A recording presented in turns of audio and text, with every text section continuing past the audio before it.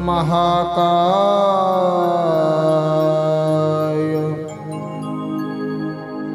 सूर्यकोटि समप्रभ निर्विघ्नं कुरु मे देव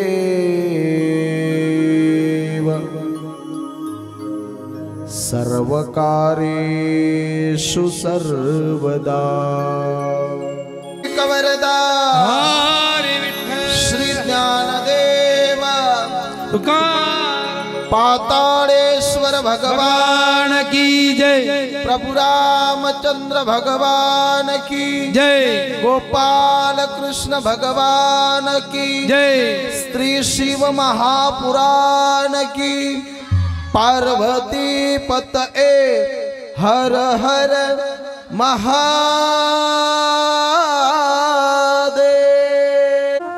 अकारण करुणा वरुणालय भक्तवांच्या कल्पतरू तडद्युत विनंद्युत पितांबरधारी आनंद कंद परमानंद प्राप्त करणारा जो भगवान शंकर परमात्मा आहे, तर त्या भगवान शिव परमात्म्याच्या कथानुचरित्रामध्ये आपण सर्वजण या ठिकाणी एकत्रित आहोत।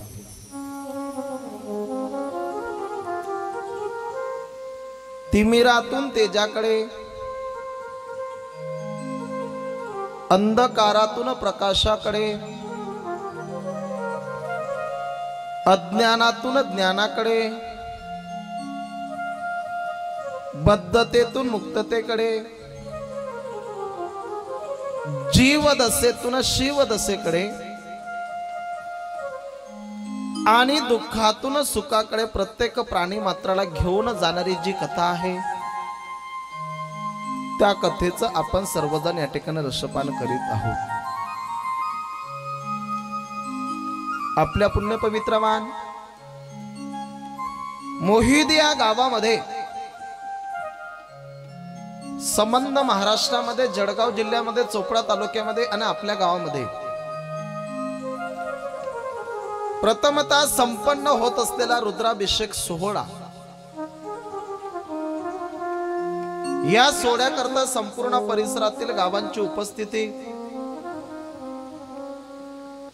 आपल्या मोयदा गावातील ज्येष्ठ श्रेष्ठ वरिष्ठ लोकांचं मार्गदर्शन, तरुण बांधवांचा अथक परिश्रम प्रयत्न आणि या सगळ्या गोष्टींच्या एकत्रीकरणामुळे कार्यक्रमाला लाभलेलं हे सौंदर्य आणि सर्वांच्या एकोप्याने संपन्न होत असलेला दिव्य संगीतमय शिव महापुराण आख्यान ज्ञानज्ञ सोहळा आणि या शिव महापुराण आख्यान ज्ञानज्ञ सोहळ्यातील आज आपला तृतीय अर्थात तिसरा दिवस आणि तिसऱ्या दिवसातील सत्रामध्ये कथा श्रवण करण्याकरता परिसरातील गावातील जेवढे काही सज्जन भाविक, भक्तिमती माता पिता, बाल गोपाल तरुण आणि वृद्ध, जेवढे काही सज्जन मायबाप कथा श्रवण करण्याकरता उपस्थित आहेत, सर्वच मायबापांना मनोभावे व्यासपीठावरून अभिवादन करतो, वंदन करतो आणि शिव महापुराण कथेला प्रारंभ करण्याचा प्रयत्न करतो। गेल्यातून आपल्या पवित्र गावामध्ये जी ज्ञानाची गंगा वाहते, त्या ज्ञान गंगेमध्ये आपण सगळ्याच्या सगळ्या अवगाहन करीत आहात, स्नान करीत आहात आणि एक एक क्षणाचा आपण सगळ्याच्या सगळे सद उपयोग करीत आहात। भूत भावन भूतेश भगवान भोलेनाथांची कथा मानवी नरदेहाला आल्यानंतर प्रत्येक जीवाने जीवनामध्ये एकदा तरी शिव महापुराण श्रद्धेने ऐकलं पाहिजे। एकदा तरी शिव महापुराणाची कथा का ऐकली पाहिजे, त्याचं कारण असं आहे की या मृत्यू लोकांमध्ये माणूस म्हणून जन्माला आल्यानंतर प्रत्येक माणसावरती 3 लोकांचं ऋण आहे, म्हणजे कर्ज आहे।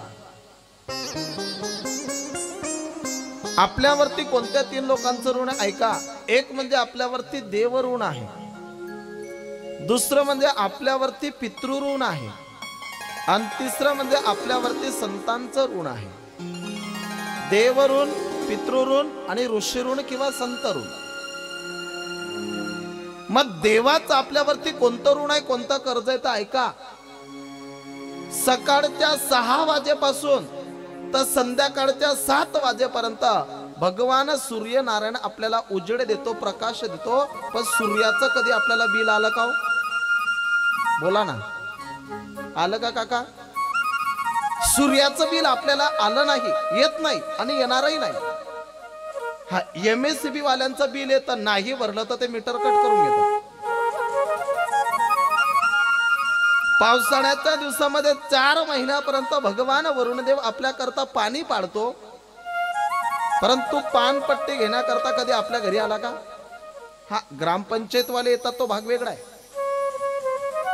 वरुणदेव कधी पानपट्टी घेण्याकरता आला का? हे देवांचं आपल्यावरती ऋण आहे, म्हणजे कर्ज आहे.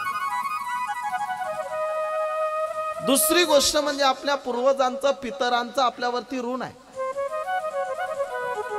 आपल्या पूर्वजांचं, पितरांचं आपल्यावरती कोणतं ऋण आहे? अरे त्यांनी जर आपल्याला जन्माला घातलं नसतं तर मी तुम्हाला कथा सांगू शकलो नसतो, तुम्ही कथा ऐकू शकले नसते. त्यांनी आपल्याला जन्माला घातलं, त्याच्यामुळे हा आनंद आपण उपभोगतोय. म्हणून पूर्वजांचं, पितरांचं आपल्यावरती ऋण आहे. आणि तिसरी गोष्ट म्हणजे ऋषी मुनींचं आणि संत महात्म्यांचं आपल्यावरती ऋण आहे. संतांचं आपल्यावरती कसं ऋण आहे तर बापाने मुलासोबत कसं वागावं, मुलाने बापासोबत कसं वागावं, पतीने पत्नीसोबत कसं वागावं, ही वागण्याची कला, वागण्याची शिकवण संत महात्म्यांनी आपल्याला दिली आहे. त्याच्यामुळे संत महात्म्यांचं आपल्यावरती कर्ज आहे, ऋण आहे आणि नियम आहे की ज्याचं कर्ज आपण घेतो त्याचं कर्ज आपण बुडवल्याशिवाय राहत. असं आहे का? बुडवत नाही आपण, फेडल्याशिवाय राहत नाही. ओके. आणि ज्याचं कर्ज आपण घेतो त्याचं कर्ज फेडलं पाहिजे, ऋण फेडलं पाहिजे. मग देव ऋणातून उत्तीर्ण होण्याकरता काय करावं? पितरांच्या, पूर्वजांच्या ऋणातून उत्तीर्ण होण्याकरता काय करावं? आणि संत महात्म्यांच्या ऋणातून उत्तीर्ण होण्याकरता काय करावं? तर ऐका, देवाच्या ऋणातून उत्तीर्ण होण्याकरता भगवंताचं नामचिंतन करावं. कारण देवाचं नामचिंतन केलं की माणूस देवाच्या ऋणातून उत्तीर्ण होतो. तुम्ही आम्ही लोक देवाचं नामचिंतन करतो, करत नाही असं नाही, परंतु मानव जातीचं दुर्भाग्य आहे. मानव जातीचं कोणतं दुर्भाग्य? ऐका मायबाप, की सुखामध्ये जीवाला देवाचे आठवण येत नाही आणि दुःखामध्ये मात्र देवाचे आठवण आल्याशिवाय राहत. माणसाचं दुर्भाग्य काय? मी नेहमी करता सांगत असतो, आजही तुम्हाला सांगेल आणि आवडेल तुम्हाला, ऐका. माणसाचं दुर्भाग्य काय? अरे प्यास लगती है तो आदमी को पनगट की याद आती है, लाज लगती है तो औरत को घूंघट की याद आती है. प्यास लगती है तो आदमी को पनगट की याद आती है, लाज लगती है तो औरत को घूंघट की याद आती है. बड़ी अजीब होती है जिंदगी आदमी की, सब ठुकरा देते हैं, मौत करीब आती है तो ओ पगले को मंदिर में बैठे भगवान की याद आती है. सगळे लोक जेव्हा जीवाची साथ सोडतात, माणसाला सोडून देतात, तेव्हा लोक देवाची आठवण करतात. एरवी लोक देवाची आठवण करत नाही. देवाचं नाव का घ्यावं? ऐका मायबाप, प्रत्येक जीवाला सुखाची गरज आहे, प्रत्येक जीवाला आनंदाची गरज आहे आणि प्रत्येक जीवाला आरामाची गरज आहे. त्याच्यामुळे एका मदमस्त फकीराची भाषा आहे, पण तो मदमस्त फकीर बोलत असताना व्याकरणाच्या भाषेमध्ये बोलतो. आला विषय त्याच्यामुळे अर्ध्या मिनिटामध्ये सांगतो. माझं बोलणं जर तुम्हाला समजलं तर मला 100% प्रतिसाद द्या, आणि माझं बोलणं जर तुम्हाला समजलं नाही तर आपलं काहीच म्हणणं नाही, फक्त 11 वाजवायचे आहेत बरं का. सगळ्यांना समजेल असं मी तुम्हाला सांगेल आणि तुम्हाला आवडेल सुद्धा. लक्षात घ्या, त्या फकीराचं म्हणणं असं की आराम पाहिजे असेल तर रामाचं चिंतन केलं पाहिजे. व्याकरणामध्ये खूप गोड तो फकीर बोलतो, ऐका. फकीर बोलतो की आराम की जरूरत है तो तू बस एक काम कर. लक्षात घ्या, माझ्याकडे लक्ष ठेवा. फकीर बोलतो की आराम की जरूरत है तो तू बस एक काम कर, राम की शरण में और तू राम राम कर. हे माझं बोलणं काही लोकांना समजलं आणि काही लोकांच्या डोक्यावर निघून गेलं. त्याला मी पण काय करू, ना इलाज को क्या इलाज. कथा सगळ्यांना समजावी याच्याकरता राहते म्हणून फोडून सांगतोय का. तो फकीर बोलतो की आराम की जरूरत है. जीवन जगत असताना आरामाची गरज असेल तर तू बस एक काम कर. कोणसा काम कर, राम की शरण में तू राम राम कर और उसके बाद पूरी जिंदगी भर तू आराम ही आराम कर. आणि म्हणून जो भगवंताचं नामचिंतन करतो, देवाचं नामचिंतन केल्याने माणूस देवांच्या ऋणातून उत्तीर्ण होतो. पितरांच्या ऋणातून उत्तीर्ण होण्याकरता काय करावं, तर पितरांच्या ऋणातून उत्तीर्ण होण्याकरता पितरांचा श्राद्ध घालावं आणि संसारातून कधीतरी जीवनामध्ये वेळ काढावा. एकदा काशीला जावं, गयेला जावं आणि पूर्वजांच्या नावाने पिंडदान करावं. आणि तो योग आपल्या जीवनामध्ये चालून येतोय.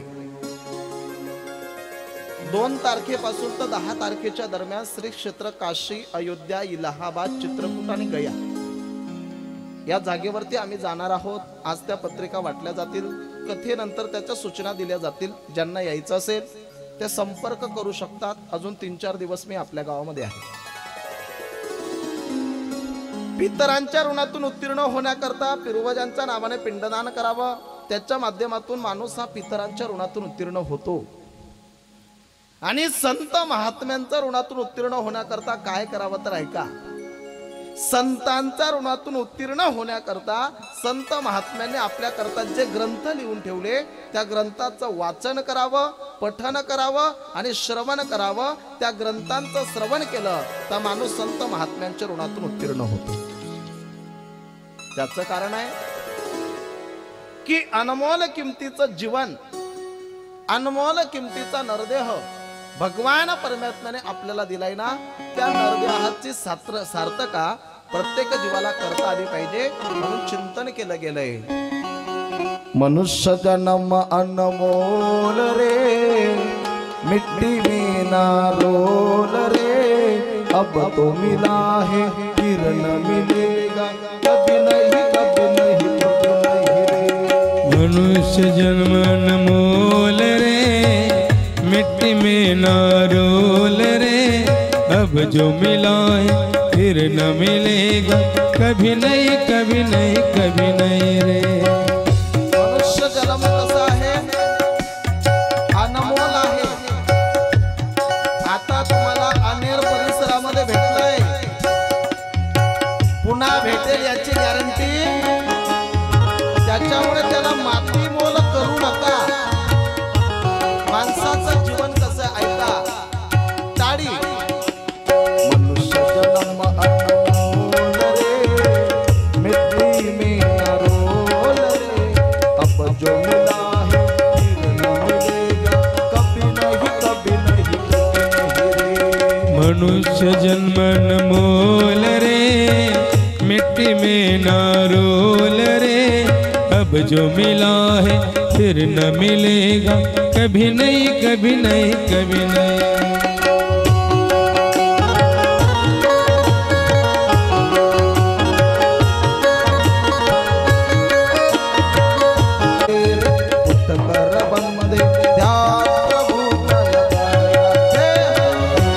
संग में आया कर ध्यान प्रभु का गाया कर, काम सबेरे कर बंदे ध्यान प्रभु का गाया कर. तू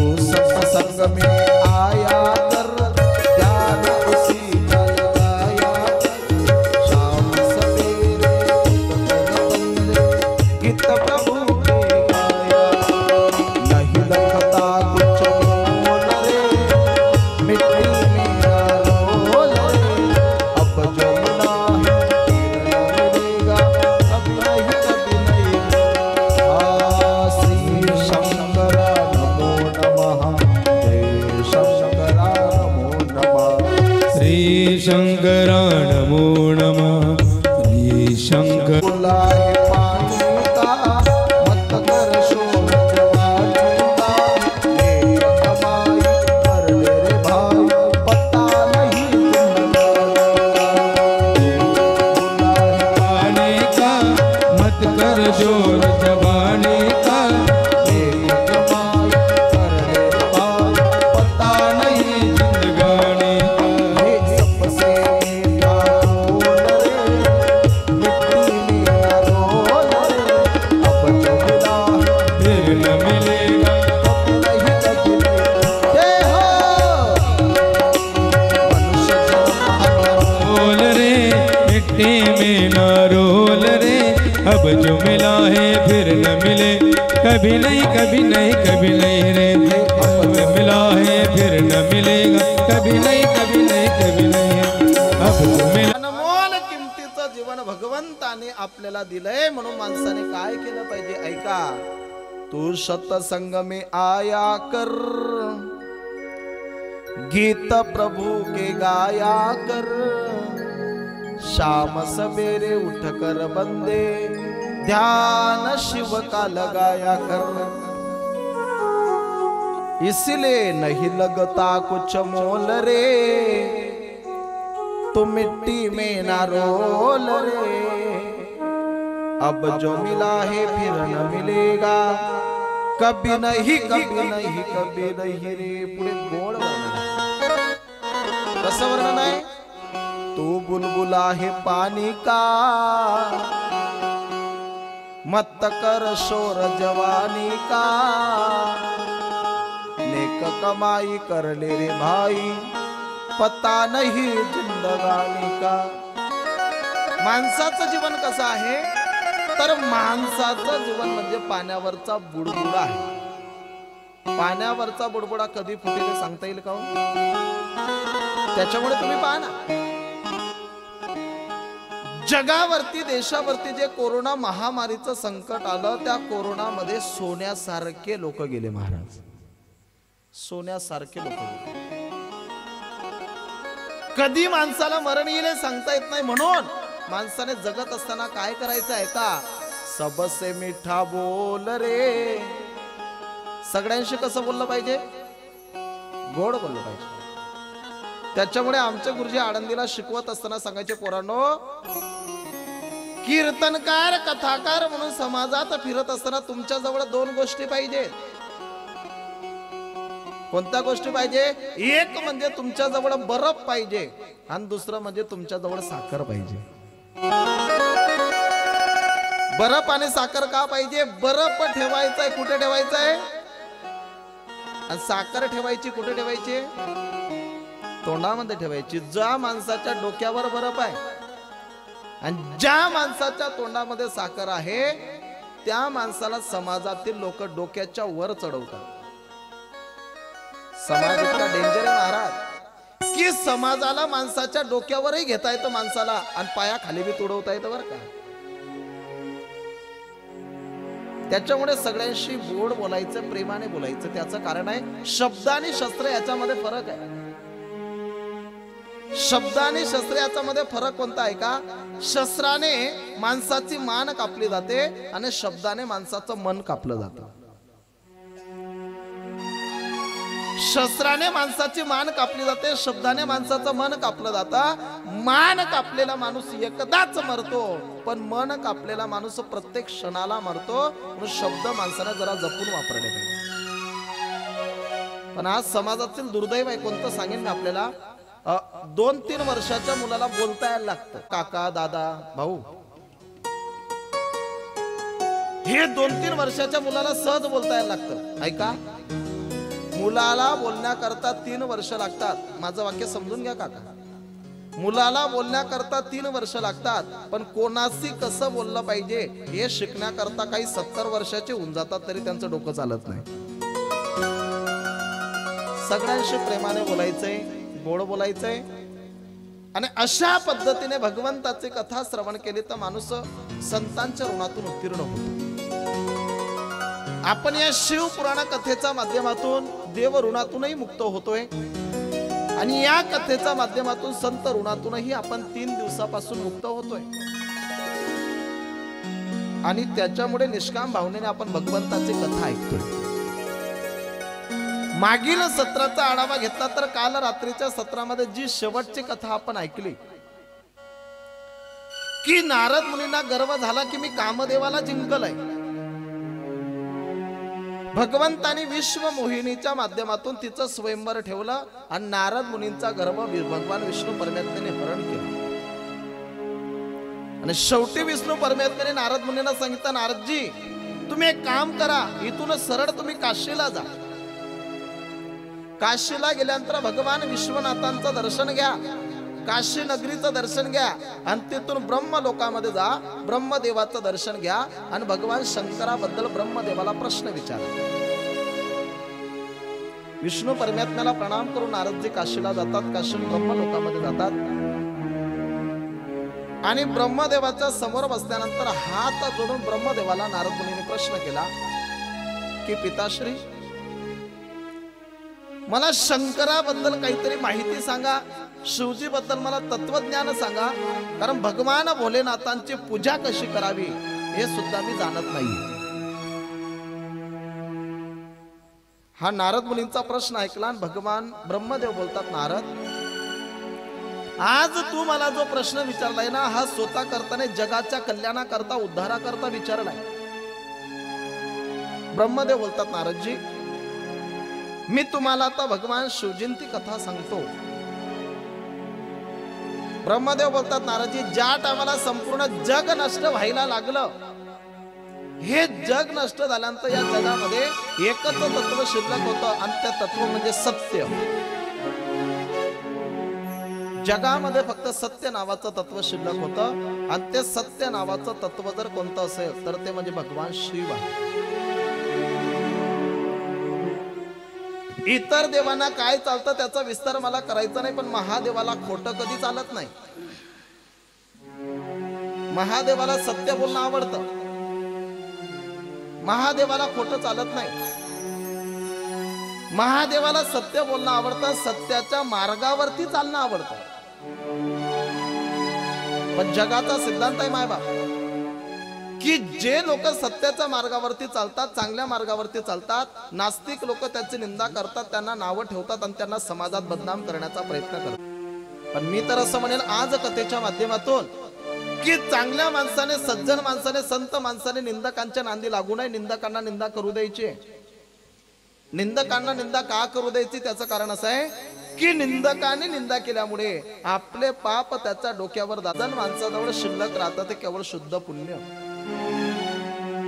एक वाक्य सांगेन मी आपल्याला, ऐका. अरे दुसऱ्याला नाव ठेवून हिणवणं सोपं आहे, पण स्वतः नाव कमवून कीर्ती मिळवणं अतिशय कठीण. आपली कोणी निंदा करत असेल ना, करू द्या. अगदी सोपा प्रश्न मी तुम्हाला विचारतो, ऐका.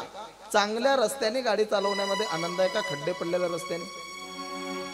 मला ऐकू कमी येतं, अंतर जास्त आहे म्हणून कमी येतं बरं, नाही तर आपला कथाकार बहिरा आहे असं व्हायला नको. हा सोपा प्रश्न आहे माझा की चांगल्या रस्त्याने गाडी चालवण्यामध्ये आनंद आहे का खड्डे पडलेल्या रस्त्याने? चांगल्या रस्त्याने. पण पुढे ऐका मायबाप, जेवढा रस्ता चांगला राहतो तेवढे गतिरोधक जास्त टाकलेले राहतात. बरोबर आहे ना? जेवढा रस्ता चांगला राहतो तेवढे गतिरोधक जास्त टाकलेले राहतात. का?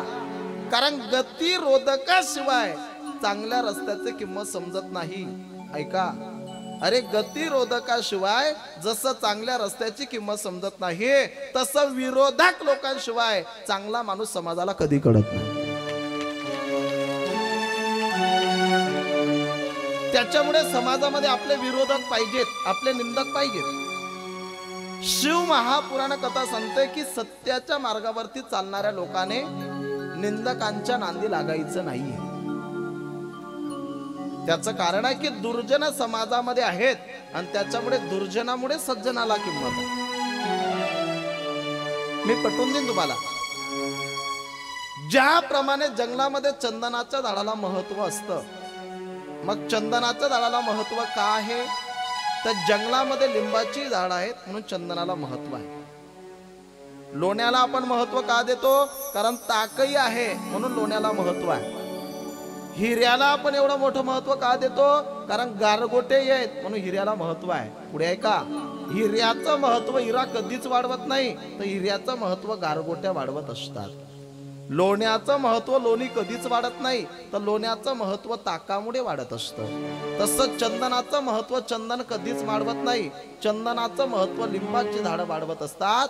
तसंच सज्जनाचं महत्व सज्जन कधीच वाढवत नाही, तर सज्जन माणसाचं महत्व वाढवण्याचं काम समाजातील दुर्जन लोक करत असतात. पण दुर्जनांच्या नादी चांगल्याने लागायचं नाही. महाराजांचं प्रमाण आहे, महाराजांचं गाथ्यामध्ये प्रमाण आहे की असो ऐसा खडफार. ऐका प्रमाण, आवडेल तुम्हाला. असो ऐसा खडफार आम्हा तयाचे उपकार करती पातकाची धुनी मोल न घेता साबणी.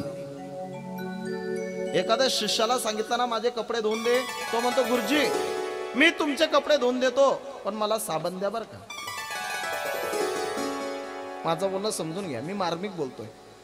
शिष्याला कपडे धुण्याकरता दिले तर तो साबण मागतो, धोब्याला कपडे धुण्याकरता दिले तर तो पैसे मागतो.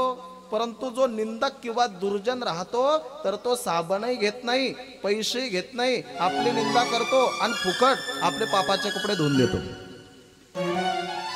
म्हणून साबण घेऊन कपडे धुणाऱ्या शिष्यापेक्षा, पैसे घेऊन कपडे धुणाऱ्या धोब्यापेक्षा निंदकाचे आपल्यावरती फार मोठे उपकार आहेत. आणि म्हणून सांगितलं जातं की निंदकाचे घर असावे महाराष्ट्रात, असावे जळगाव जिल्ह्यात, असावे चोपडा तालुक्यात. असं आहे का मावशी? काय मग मला ऐकू नाही येत ना, बोला ना. काय काका निंदकाचे घर? तुम्ही सगळे म्हणता निंदकाचे घर असावे शेजारी, पण तसं नाहीये. निंदकाचे घर असावे शेजारी नाही, तर निंदकाचे घर असते शेजारी. आपले बाजूचे जेवढे आपल्या काळ्या कोडतात तेवढं दुसऱ्या गावातील लोकांना घेणं देणं नसतं बरं का. म्हणून माणसाने काय करायचंय? सत्याच्या मार्गावरती चालायचंय. सत्याचा मार्ग कधीच माणसाने सोडायचा नाही. ईश्वर सत्य, सत्याचा मार्ग माणसाने कधीच सोडायचा नाही. कारण सत्य राम आहे, सत्य कृष्ण आहे, सत्य शंकर आहे आणि सत्य म्हणजेच माझा शंकर परमात्मा शिव परमात्मा ईश्वर. सत्य ही शिव है, शिव ही सुंदर है. जागो कर देखो जीवन ज्योत जा रहे. सत्यम शिवम सुंदरम, सत्यम शिवम सुंदरम, सत्यम शिवम सुंदरम. ईश्वर सत्य है, सत्य ही शिव है, शिव ही सुंदर है. सत्यम शिवम सुंदरम, सत्यम शिवम सुंदरम.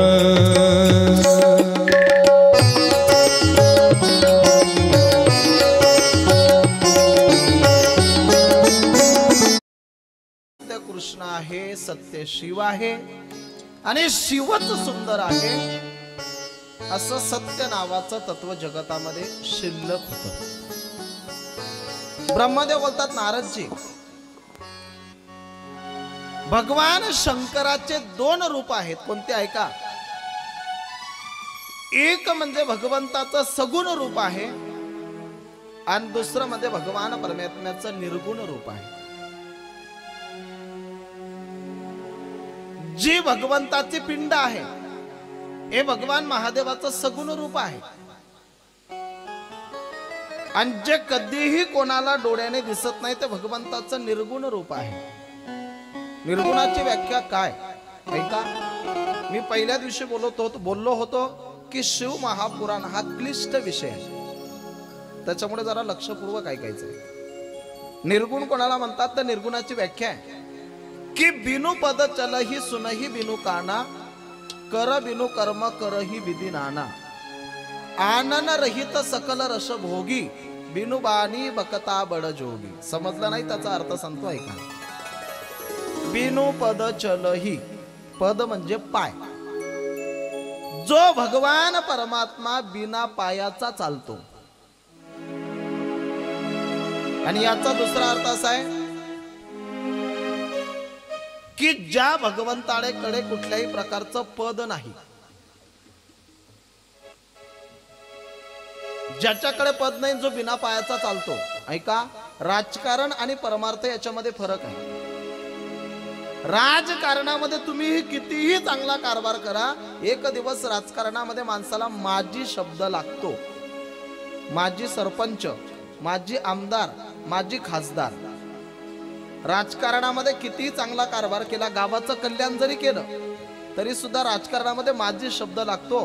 पण असं कधी ऐकलं का तुम्ही, माजी पाताळेश्वर भगवान, माजी कृष्ण परमात्मा, माजी ज्ञानोबा, माजी तुकोबा, ती भानगड या क्षेत्रामध्ये नाही। आणि माजी शब्दाला हिंदीमध्ये भूत म्हणतात। माजी शब्दाचा हिंदीमध्ये अर्थ होतो भूत। भूतपूर्व रेल मंत्री, भूतपूर्व रक्षा मंत्री, भूतपूर्व प्रधानमंत्री।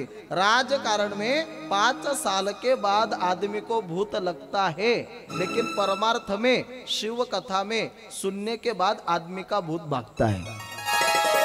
पड़े भूत बाधा भेने देते, म्हणून बिनु पद चलही सुनही बिनु काना।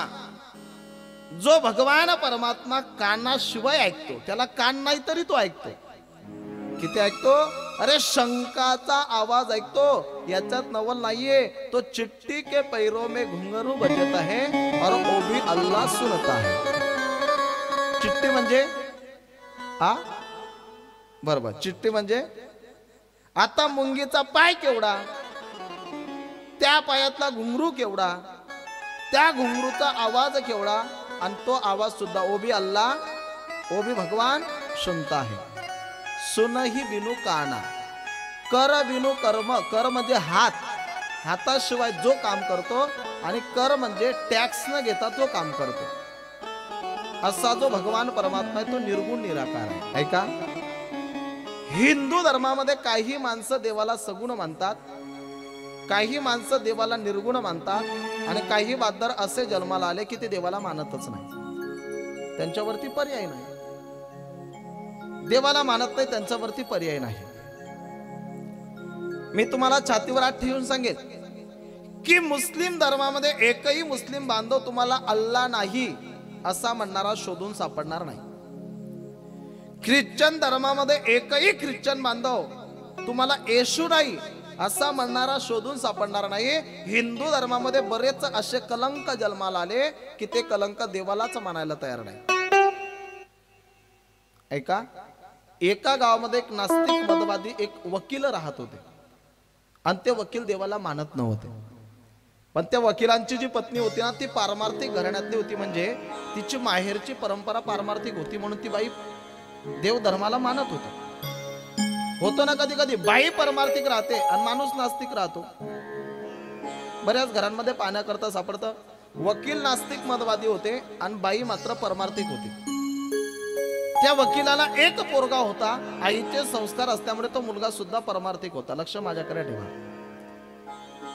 एका दिवसाची घटना, त्या गावामध्ये एका महाराजांचं कीर्तन चालू होतं, आणि कीर्तन ऐकण्याकरता तो वकिलाचा पोरगा गेला, आणि ते महाराज कीर्तनामध्ये सहज एक श्लोक बोलून गेले। त्या महाराजांनी श्लोक असा म्हटला की जगताम यदि नो करता कुलालेन विना घटाहा, चित्रकारम विना चित्रम स्वत एव भवेत तदा। ऐका, या श्लोकाचा अर्थ असा आहे की जगाचा जर कोणी करता नसेल तर कुंभाराशिवाय घागर झाली पाहिजे, आणि जगाचा जर कोणी करता नसेल तर चित्रकाराशिवाय चित्र निघलं पाहिजे। कुंभार दादा नसेल तर घागर होईल का हो? पेंटर नसेल तर चित्र निघेल का? हे त्या मुलाने कीर्तनामध्ये ऐकलं, आणि तो मुलगा मात्र चित्रकलेमध्ये हुशार होता। तो पोरगा घरी गेला आणि वडिलांची जी बेडरूम होती ना, त्या बेडरूमच्या समोरच्या भिंतीवरती सुंदर अशा प्रकारे त्याने भगवान भोलेनाथाचं, महादेवाचं चित्र काढलं. आणि महादेवाचं चित्र काढून चित्रकलेचं जे साहित्य होतं ना, ते सगळं साहित्य समोर जे टेबल होता त्या टेबलावरच पडू दिलं. संध्याकाळी वकील साहेब ड्युटीवरून घरी आले, बेडरूम मध्ये गेले, पायातील बूट काढले, सॉक्स काढले. अंधार जास्त वाटला म्हणून त्यांनी लाईटचा स्विच ऑन केला आणि खोलीमध्ये उजेड झाला. आणि उजेड झाल्यानंतर त्या वकिलाला समोरच्या भिंतीवरती भगवान महादेवाचं सुंदर चित्र दिसलं. आकर्षक मनमोहक चित्र पाहिलं आणि त्या वकील साहेबांनी पोराला आवाज दिला, बाळू इकडे.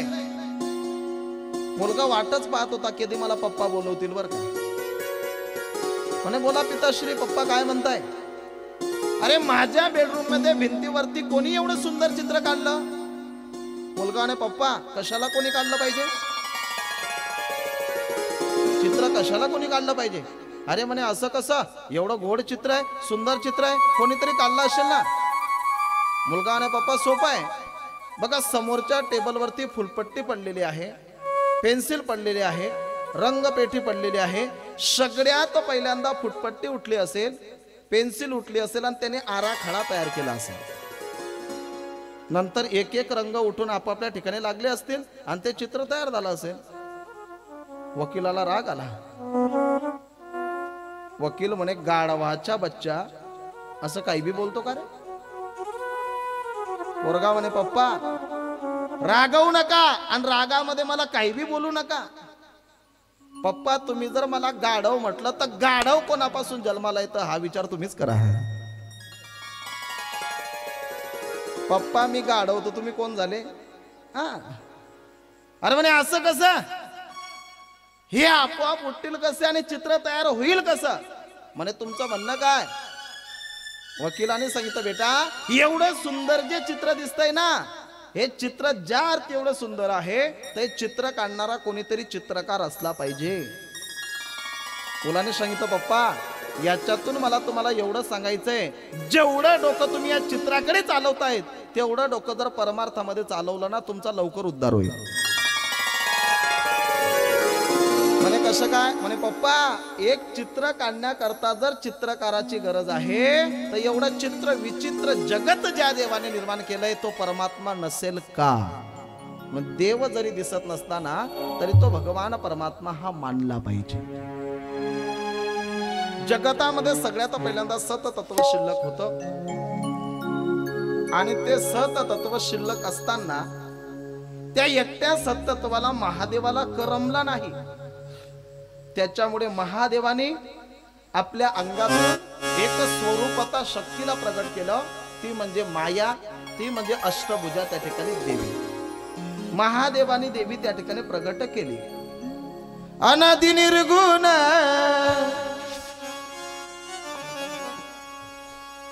अनादि निर्गुण प्रगटली भवानी, निर्गुण प्रगटली भवानी, अनादि निर्गुण प्रगटली भवानी, अनादि निर्गुण प्रगटली भवानी. मोह महिषासुर मर्दाना लागुनी, मोह महिषासुर मर्दना लागोनी, विविध तपाची करवया धाडणी, विविध तपाची करवया धाडणी. जोगवा मागे आईचा जोगवा, जोगवा मागे आईचा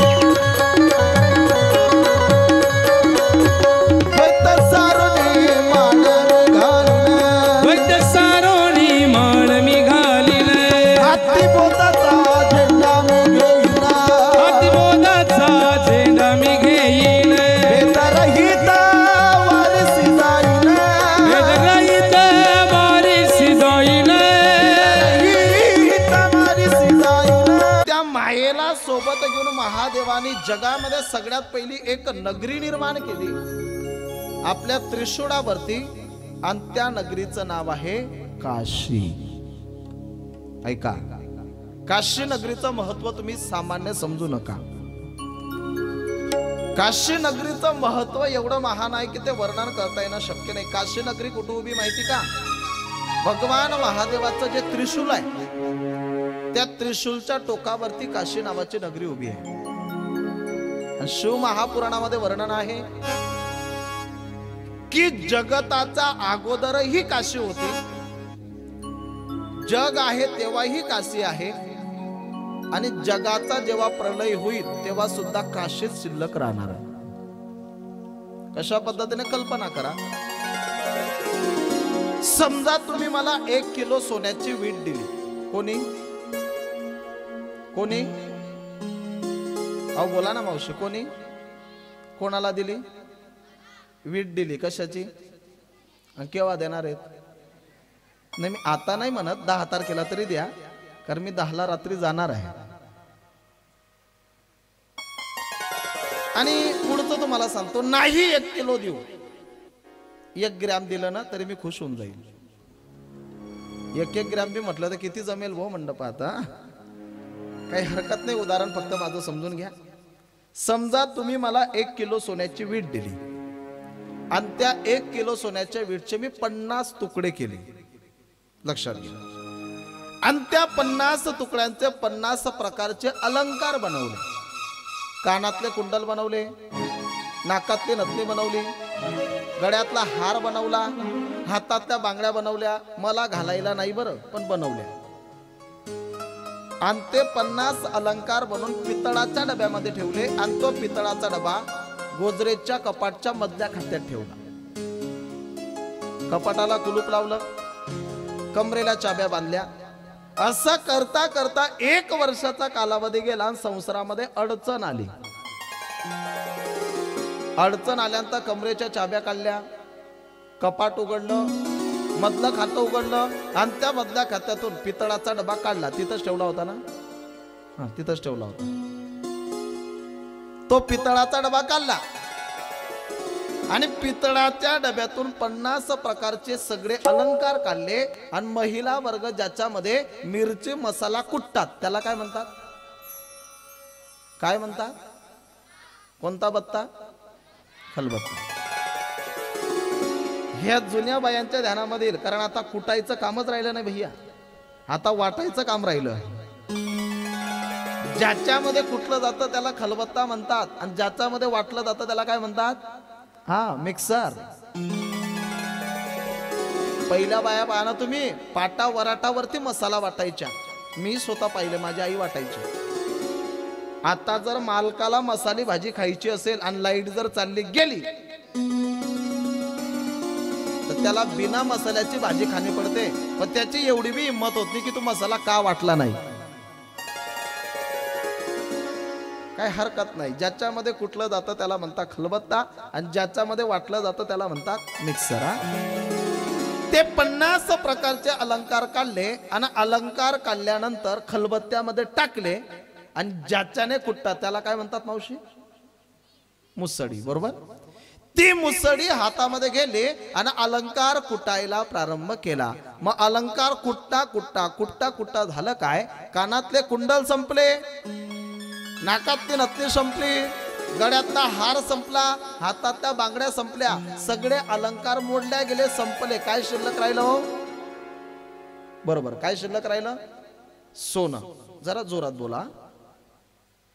अलंकार मोडले, काय शिल्लक राहिलं?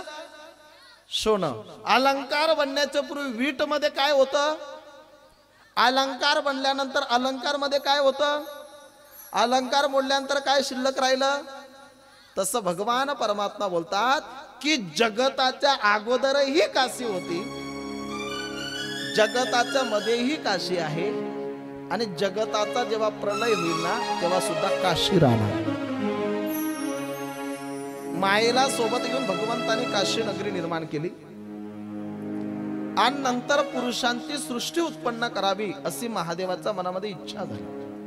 महादेवाने काय केलं माहिती का?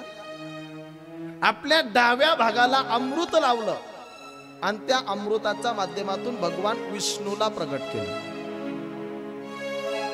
आणि विष्णूच्या नाभीतून कमळ निर्माण झालं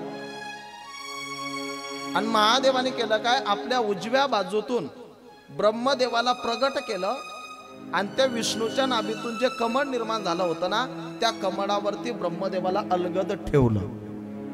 कोणी ठेवलं? जरा बारीक विषय असतो, लक्ष देऊन ऐका. ब्रह्मदेवाला कमळावरती ठेवलं. ब्रह्मदेवाला भगवान महादेवाने 4 तोंड 4 मुख दिले,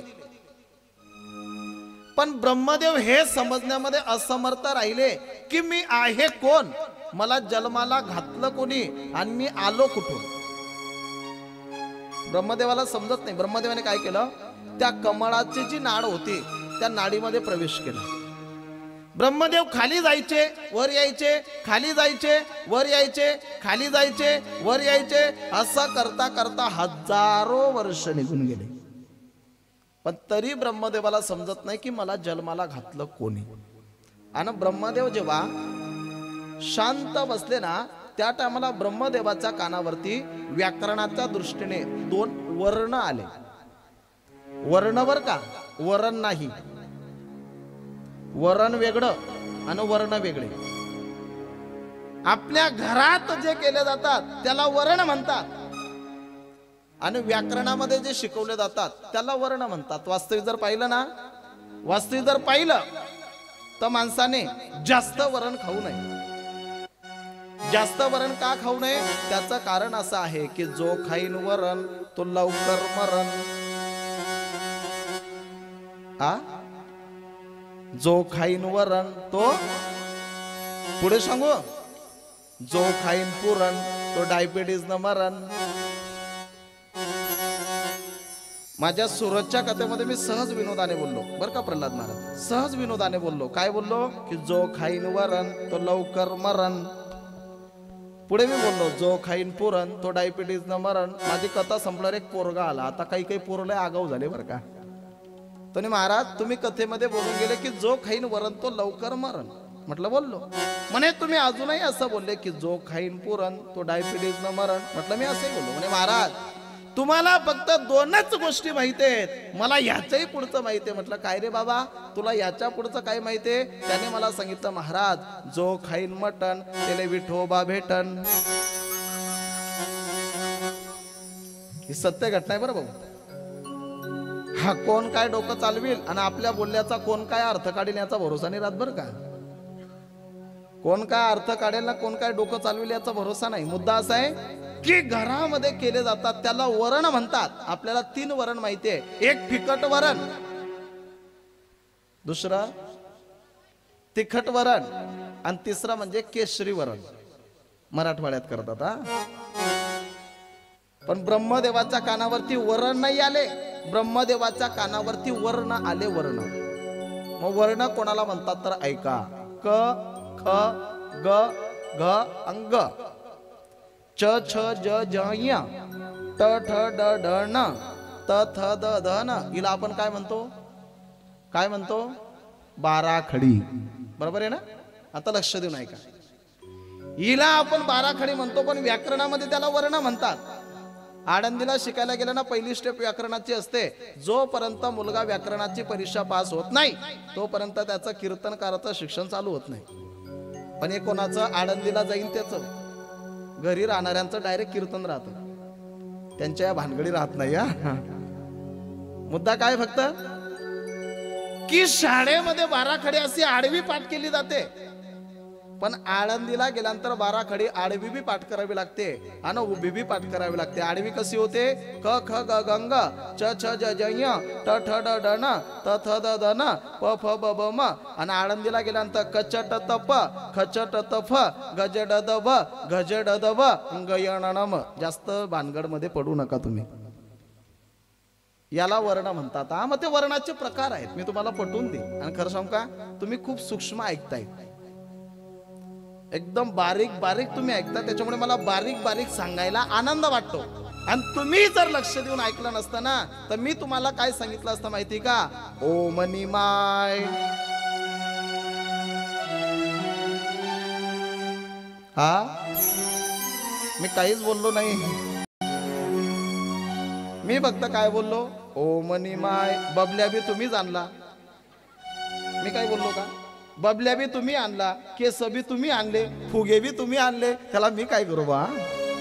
आपकी सोच बुरी तो मैं क्या करू?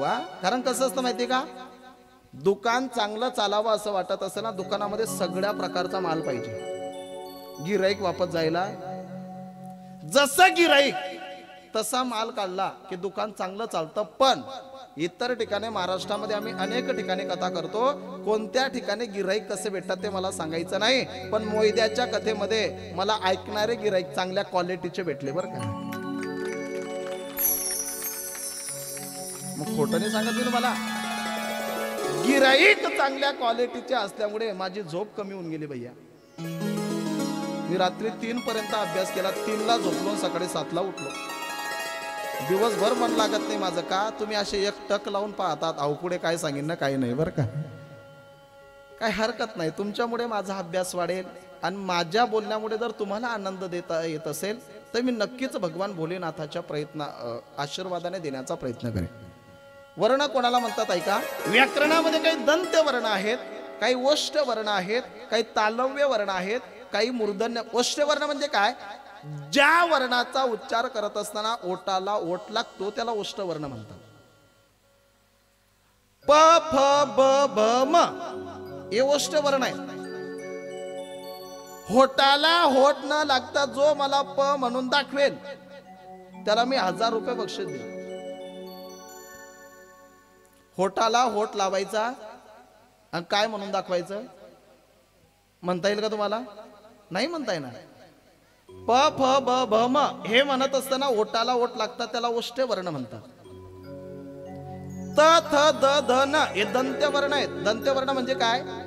या वर्णाचा उच्चार करत असताना जिभेचा जो शेंडा आहे ना, आता मी जे सांगतोय ना तुम्हाला हे ट्राय करा, पण तुमच्या मधल्यामध्ये करा बरं का. त म्हणत असताना जिभेचा शेंडा दाताच्या मागच्या बाजूला लागतो. लागला ना? त थ द ध न याला म्हणतात दंत्य वर्ण. काही मूर्धन्य वर्ण आहेत. मूर्धन्य वर्ण कोणते आहेत? ट ठ ड ढ न. म्हणजे हे म्हणत असताना माणसाच्या तोंडातली जीभ अशी तोंडामध्ये गोल फिरते. फिरली भैया? तुमचं बी चालू आहे हा. आणि दाताच्या वरच्या बाजूला सगळ्यांच्या तोंडामध्ये खरबडी जागा आहे ना? कोणाची चिकणी तर नाही पडली ना? दाताच्या वरच्या बाजूला खरबडी जागा आहे, त्याच्या मागे टाळू आहे. ट म्हणत असताना जीभ अशी उलटी फिरते आणि जिभेचा शेंडा टाळूला लागतो, याला म्हणतात तालव्य वर्ण. तसं ब्रह्मदेवाच्या कानावरती 2 वर्ण आले. 16वा वर्ण व्याकरणामध्ये येतो त आणि 21वा वर्ण व्याकरणामध्ये येतो प. त आणि प 2 अक्षर जोडल्यानंतर कोणता शब्द तयार होतो? तप. आलं ध्यानामध्ये? ब्रह्मदेवाला समजलं की देवाची आज्ञा आहे तप करा. ब्रह्मदेवाने हजारो वर्षापर्यंत तप केलं आणि भगवान विष्णू परमात्मा प्रगट झाले. ब्रह्मदेवाचा हात पकडला आणि ब्रह्मदेवाला सांगितलं की विधाता हे नाव मी तुम्हाला दिलेलं आहे, तुम्ही आता सृष्टीची उत्पत्ती करा. ब्रह्मदेवाने सांगितलं तू कोण आहे मला सृष्टीची उत्पत्ती करायला सांगणारा? विष्णू परमात्माने सांगितलं अरे मी तुला जन्माला घातलंय. ध्यानात घ्या. ब्रह्मदेव म्हणे तू मला जन्माला घातलं ना, तुझ्या बापाचं नाव काय? म्हणे माझ्या बापाचं नाव आहे महादेव. म्हणे महादेवाच्या बापाचं नाव काय? म्हणे महादेवाला बापच नाही, तो सगळ्या जगाचा बाप, त्याच्यामुळे त्याच्या बापाचं नाव नको विचारू. ब्रह्मदेव मानायला तयार नाहीये. विष्णू परमात्म्याचा आणि ब्रह्मदेवाची वादावादी सुरू झाली. ब्रह्मदेवाने सांगितलं तुमच्या बापाचं मला दर्शन घ्यायचंय, तुमचा पिता महादेव मला दाखवा. कुठे आहे तुमचा महादेव? विष्णू परमात्म्याने सांगितलं अशी कोणती जागा नाही की ज्या जागेवरती माझा परमात्मा नाही. म्हणे या समोर पर्वत दिसतो, या पर्वतामध्ये आहे का? नक्कीच. मग ब्रह्मदेव आणि विष्णू परमात्मा त्या पर्वत लक्ष देऊ नये का? आणि पर्वताच्या जवळ आल्यानंतर दोघांनी तो पर्वत हलवायला सुरुवात केली. लक्ष माझ्याकडे ठेवा. अनेक वर्षापर्यंत त्यांनी त्या पर्वताला हलवलं, फिरवलं आणि फिरवता फिरवता तो पर्वत लिंगायत रूपामध्ये झाला आणि त्या जागेवरती भगवान महादेवाचे ज्योतिर्मय लिंग त्या ठिकाणी प्रगट झालं. शंकर भगवान की जय, श्री शिव महापुराण की जय, पार्वती पतये हर हर हर महादेव. ज्योतिर्लिंग प्रगट झालं आणि ज्योती प्रगट झाल्यानंतर त्या ज्योतिर्लिंगाने सांगितलं, वादावादी करू नका, तुमच्या दोघांचाही बाप मी आहे. त्या आकाशवाणीवरती बसला आणि विष्णू परमात्म्याने भगवान महादेवाला सांगितलं, देवा माझं तुमच्याकडे एकच मागणं आहे. काय? मेरे सिर पर रख दो भोले अपने ये दोनों हाथ, हो देना हो तो